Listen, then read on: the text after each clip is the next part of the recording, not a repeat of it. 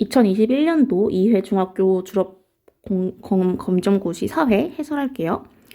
이번 문제는요, 3쪽에 어려운 문제가 많이 포진되어 있습니다. 그래서 앞 페이지인 여기 3쪽, 여기 앞 페이지에 맞춰서 제가 해설을 진행해 볼게요. 1번입니다. 지구의 경도를 결정할 때 기준이 되는 선으로 영국의 그린위치 천문대를 지나는 경선을 기억이라고 한다. 이렇게 물었는데요. 우리 아파트 몇 동 몇 호처럼 지구에서 한국이 어디 있어요? 이렇게 이야기를 할 때 이렇게 가로선, 세로선에 맞춰서 이야기한다고 했습니다. 그래서 이 가로선은 위선이라고 부르고 세로선은 경선이라고 합니다. 그 중에서도 가로선 중에, 즉 위선 중에서 기준이 되는 이 가운데선을 뭐라고 부르냐면 적도라고 하고요. 세로선 중에 이렇게 그린위치 천문대를 기준으로 하는 선이 본초좌우선이고요. 본초좌우선. 그 다음에 여기 이쪽쯤에 있어요. 날짜 변경선이 있습니다. 날짜 변경선. 이렇게 있어요. 날짜 변경선은 어디쯤에 있냐면 우리나라하고 미국 사이쯤에 있어요. 근데 영국은 어때요? 영국은 우리나라보다 훨씬 왼쪽에 있단 말이에요. 왼쪽에 있습니다.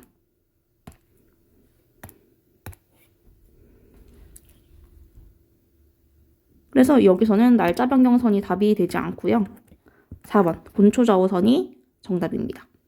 그리고 북회기선은 뭐냐면 이거는 모르셔도 됩니다. 그냥 모르시고 이건 절대 안 나올 겁니다. 시험에. 그렇기 때문에 북회기선은 그냥 모르셔도 되고 적도는 가운데 가로선을 기준으로 한다고 말씀드렸죠. 그래서 정답은 4번입니다. 이 문제 어려웠습니다. 다음에서 기억에 들어갈 것은 이건 기후 관련된 문제예요. 건조기후는 연 강수량 250ml를 기준으로 사막기후하고 어떤 기후로 구분이 된다. 자, 봅시다.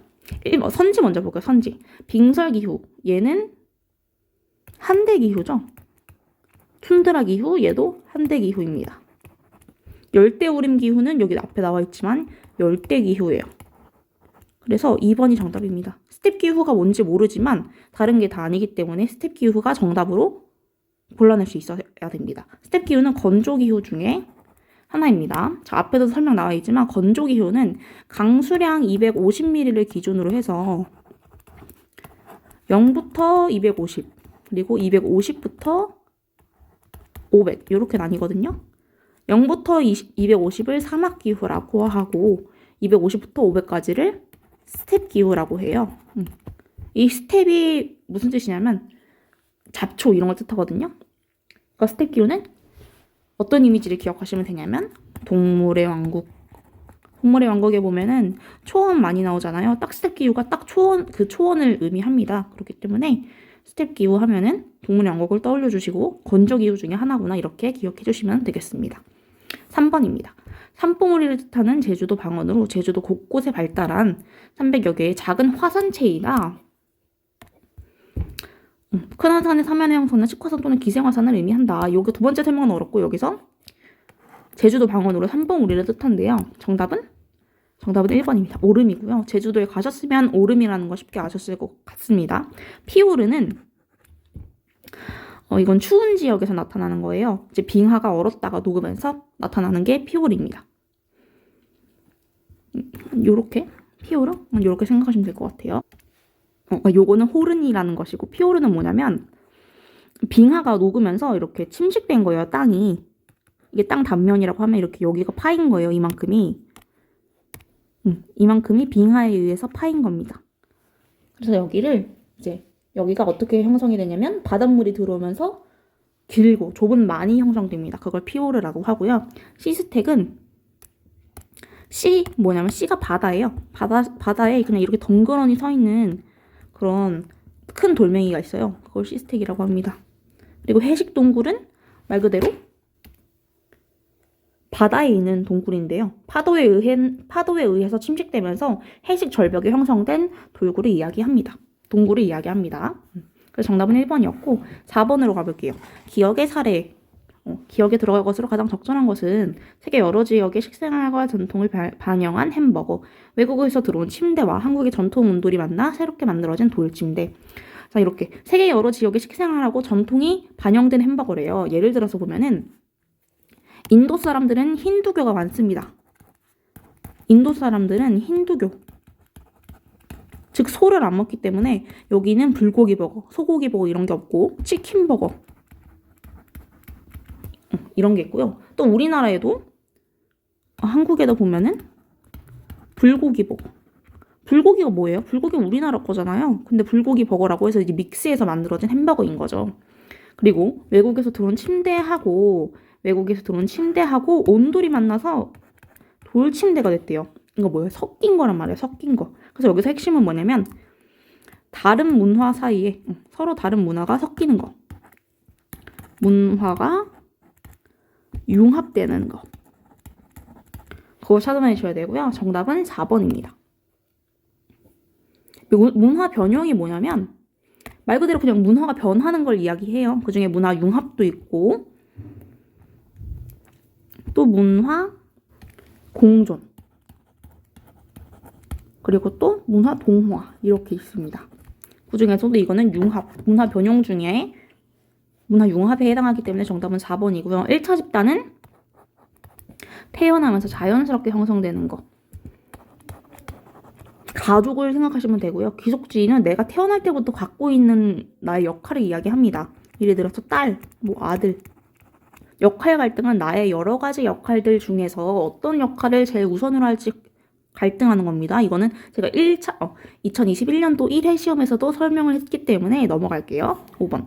그래프를 통해서 알 수 있는 현상으로 옳은 것은 우리나라 65세 이상 인구 비율의 변화 추이를 보니까 70년대에서 60년대까지 이제 예상한 거죠. 이렇게 쭉 보니까 엄청나게 급속도로 늘어나는 걸 볼 수 있죠. 뭐랑 관련된 거예요? 우리나라에 노인이 많아진다는 겁니다. 그렇기 때문에 정답은 2번이 되겠고요. 인플레이션은 뭐냐면 물가 상승을 영어로 얘기하면 인플레이션입니다. 인플레이션은 물가가 상승하는 것을 이야기합니다. 다문화 사회는 쉽죠. 다문화 사회는 어때요? 우리나라 안에 베트남 여성분들도 이주 와서 살고 또 흑인이나 백인분들 여기 가서 공부하기도 하고 이렇죠. 그렇기 때문에 우리나라의 문화뿐만 아니라 다른 사회의 문화도 같이 섞여 있는 모습을 볼 수 있습니다. 그다음에 오존층 파괴는 지구온난화하고 관련이 있는 겁니다. 지구온난화와 관련이 있습니다. 그래서 정답은 2번이고요. 6번 볼게요. 6번 다음에서 설명하는 것은 선진국의 대도시에서 주로 발생하면서 도시의 인구가 도시 이외의 지역이나 촌락으로 이동하는 현상을 이야기합니다. 이거는 4번 고르셨을 수도 있을 것 같아요. 4번이 아닙니다. 이건 정답 3번이고요. 뭐냐면 도시의 인구가 도시 이외의 지역이나 촌락으로 이동하는 현상인 겁니다. 자, 이촌 향도는 뭐냐면요. 촌락에서 도시로 이동하면 이게 이촌 향도이고요. 다시 사람들이 이제 도시에서 많이 모여서 살다 보니까 이 생활에 지치고 좀 시골에 가서 우리만의 좀 생활을 다시 찾고 싶다. 나를 찾고 싶다. 이런 분들이 다시 이제 촌락으로 가는 현상을 역도시화라고 합니다. 역도시화. 정답은 3번입니다. 세계화는 이제 무역 발달, 정보 기술의 발달 이런 것들로 인해서 세계가 하나로 이제 연결이 되는 거죠. 예를 들어서 우리나라에서는 초콜릿, 카카오나 커피가 나지 않지만 다른 나라에서 수입해서 가져오죠. 정보화는 이제 정보기술의 발달로 초래된 것을 이제 정보화라고 하고 역도시화하고 이촌향도 이거 두 개를 확실하게 구분해 두는 것이 6번 문제의 핵심입니다. 7번 다음에서 설명하는 것은 밀과 함께 대표적인 식량 자원이에요. 대표적인 식량 자원이 되려면 일상적으로 먹을 수 있어야 됩니다. 이 대표적인 식량 자원으로는 무엇이 있냐면 쌀, 밀, 옥수수가 있습니다. 근데 이 선지 중에서 쌀, 밀, 옥수수 쌀밖에 없죠. 정답은 1번이고요. 또 하나 다른 힌트는 아시아 계절풍 기후 지역의 평야 지역에서 주로 생산된다고 한다는 점을 통해서 이거 쌀인 걸 알 수 있습니다. 커피 우리나라에서 안 납니다. 아시아 계절풍 기후에서 나지 않아요. 평야 지역에서 나지 않고 이거는 베트남,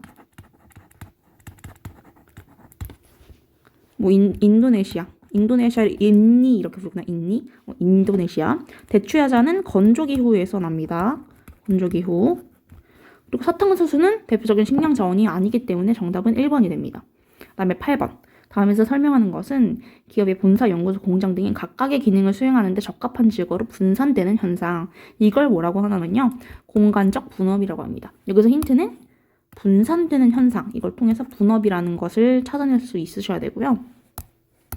이게 뭐냐면 기업이 삼성을 예를 들어 볼게요. 삼성은 보니까 기업이 본사는 어디 있냐면 본사는 강남이 있다고 해봅시다. 강남. 그다음에 연구소는 어디 있냐면 연구소는 카이스트 이런 게 있는 대전에 있다고 해봅시다. 과학이 발전한 곳. 그다음에 공장은 어디 있냐면 공장 다른 회사들의 공장도 모여 있는 곳. 그럼 공장 단지로 이제 가는 거죠. 뭐 예를 들어서 보면은 포항 이런 데를 볼까요? 물론 이건 제철과 관련됐지만 뭐 이런 식으로 각각의 역할에 따라서 이제 분업을 시키는 겁니다. 분산을 시키는 겁니다. 공간적 분업이라고 합니다. 탈공업화는 공업에서 벗어나는 거예요. 즉 2차 산업. 2차 산업이 뭘까요? 뭐 이제 만드는 것들이죠. 공업이라든지 그다음에 제조업 이런 것들을 이제 2차 산업이라고 하는데 3차 산업은 뭐냐면 서비스업이에요. 서비스업. 그러니까 2차 산업에서 3차 산업으로 이제 변화하는 이런 것을 탈공업화라고 합니다. 그래서 2차 산업에서 3차 산업으로 변화하는 거. 이거를 탈공업화라고 합니다. 공정무역은 정당한 대가를 주는 무역이다. 그래서 2021년도 1회에서 설명을 했고요. 전자상거래는 우리가 핸드폰으로 바로 물건 시킬 수 있죠. 이런 걸 전자상거래라고 합니다. 그래서 정답은 4번입니다. 9번 볼게요. 다음에서 기억에 들어갈 것은 대한민국은 민주공화국이다. 대한민국의 모든 권력은 국민으로부터 나온다. 여기서 기억에 들어갈 말은 주권입니다. 이거 어려우실 수 있었어요. 그래서 힌트는 모든 권력은 국민으로부터 나온다. 요거에서 주권을 확인하셨어야 됩니다. 주권을 추론하실 수 있었어야 됩니다. 그럼 10번. 문화 상대주의에 대한 설명으로 적절하지 않은 것은 문화 상대주의는 문화 다양성 존중하고요. 문화의 고유한 가치 인정합니다.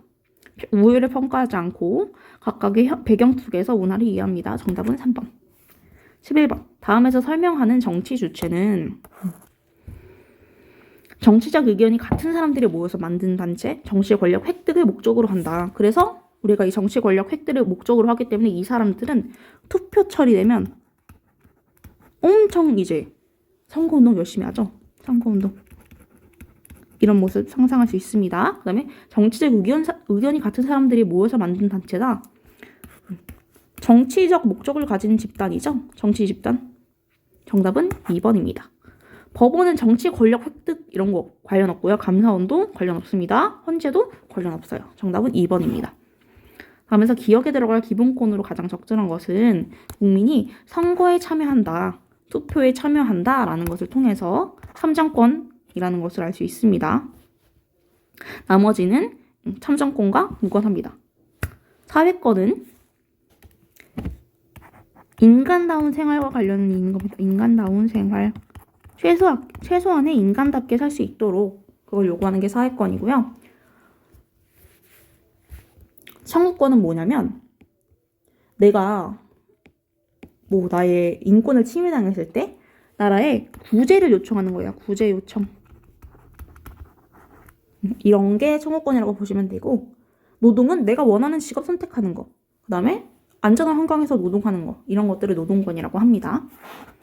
13번으로 갈게요. 경제활동을 알맞게 짝지은 것은 재화나 서비스를 만들거나 재화나 서비스를 만든대. 이거는 생산입니다. 가치를 높이는 활동이다. 가치를 높인다. 이게 뭐가 되냐면 홍보하는 거, 광고하는 거 이런 것도 다 생산에 포함되는 겁니다. 그 다음에 재화나 서비스를 구입해서 사용한다. 소비죠. 정답은 4번입니다. 14번. 표는 초콜릿의 수요량과 공급량을 나타낸 것이다. 수요하고 공급이 나오면 제가 같은 숫자가 나오는 것을 찾으라고 했죠. 그래서 여기는 같은 숫자가 나오는 것이 2,000원대. 여기죠. 균형 가격은 2,000원입니다. 4,000원이 아니고 균형 가격은 2,000원입니다. 균형 거래량은 몇 개예요? 300개입니다. 맞습니다. 가격이 1,000원일 때는 수요가 공급보다 많단 말이에요. 그쵸? 이럴 때는 수요가 발생합니다. 가격이 3,000원일 때는 공급이 더 많죠. 공급이 발생합니다. 정답은 2번. 15번 갈게요. 현대사회에서 부각되고 있는 주요한 사회 문제로는 노동 문제, 인구 문제, 환경 문제 등이 있다. 정답은 1번입니다. 16번 갈게요. 공정한 선거를 위해 국가가 선거를 관리하고 국가나 지방자치단체가 비용 일부를 지원하는 제도는 일단 선거랑 관련이 돼야 되겠죠. 선거랑 관련된 거. 그러면 선거공영제, 보통 선거제도 이렇게 두 개로 들으실 수 있어야 되고요. 그 다음에 보통 선거제도는 뭐냐면 만 18세 이상이라면 누구나 투표할 수 있다는 거예요. 성별에 상관없이 투표할 수 있는 거. 이걸 보통 선거제도라고 합니다. 선거공영제가 국가가 선거 관리하고 국가나 지방자치단체에 비용 일부를 지원하는 제도를 선거공영제라고 합니다. 신급제도는 뭐냐면요. 3회 재판받을 수 있도록 하는 거. 만약에 이 판사가 나한테 한 이 재판 결과가 불리했다라고 하면은 다시 해주세요라고 해서 상급 법원에 가서 다시 재판할 수 있는 거. 이거를 신급제도라고 합니다. 게리맨더링은 정답으로 출제될 확률이 매우 낮기 때문에 모르셔도 됩니다. 다음 유물이 처음으로 제작된 시기는 주먹도끼는 어느 시대의 유물인가요? 구석기 시대. 네. 고려 장수왕의 업적으로 오른 것은 서원철폐. 이거는 흥선대원군이고요. 과거제는 고려, 광종 때. 경국대전은 조선, 성종 때. 정답은 4번입니다. 고구려, 신라, 백제가 한강을 두고 계속 전쟁을 벌였죠. 그걸 생각하시면서 장수왕이랑 연결하셔야 됩니다. 그다음 19번. 완도에 청해진을 설치해서 해적을 소탕했고 당과 신라의 일본을 연결하는 해상무역을 장악하여 해상왕이라고 불린다. 정답은 장보고입니다.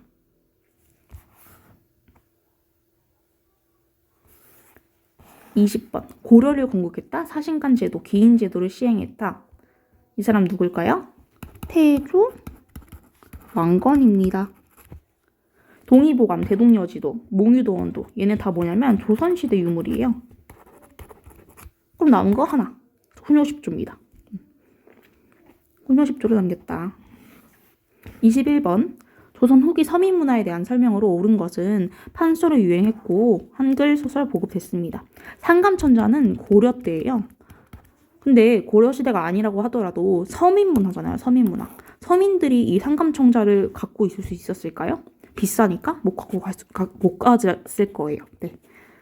그리고 커피나 케이크, 서양 음식들이 유행한 것도 조선 후기는 맞는데 서민문화는 아닙니다. 정답은 1번. 22번입니다. 광해군 집권 당시 만주 지역에서 여진족이 세력을 키워서 후금을 세웠어요. 후금이 명과 대립하자 광해군은 두 나라 사이에서 중립외교를 펼쳤습니다. 남진 정책은 밑으로 진출한 거예요. 남쪽으로 진출하는 거. 이거는 고구려랑 관련이 있고요. 대몽항쟁 이거는 고려죠. 몽골에 대항하는 거.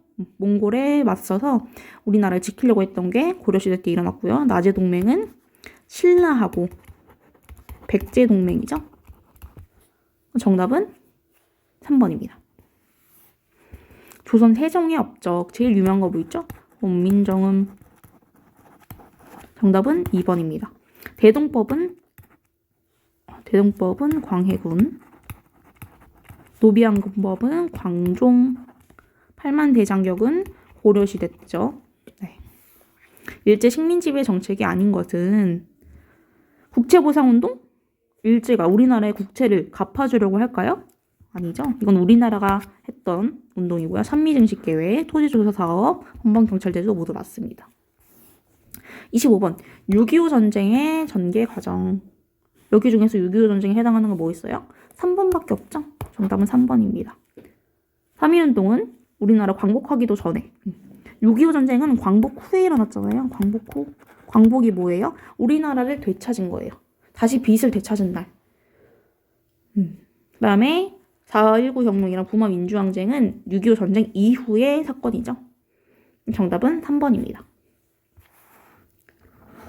자, 이 회에서 중요한 거 몇 가지, 중요한 문제들 몇 개 찝어드릴게요. 1번 중요합니다.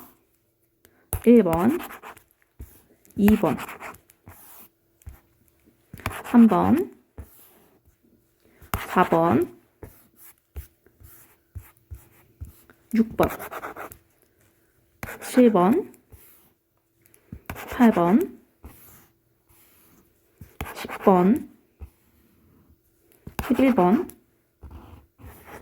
다음 페이지로 넘어갈게요. 그 다음에 16번. 네, 이 정도 복습해 주시면 될 것 같습니다. 제가 말하는 복습은 제시문하고 선지까지, 선지의 내용까지 모두 다 알아두셔야 합니다. 네, 여기까지 해설 마치겠습니다. 감사합니다.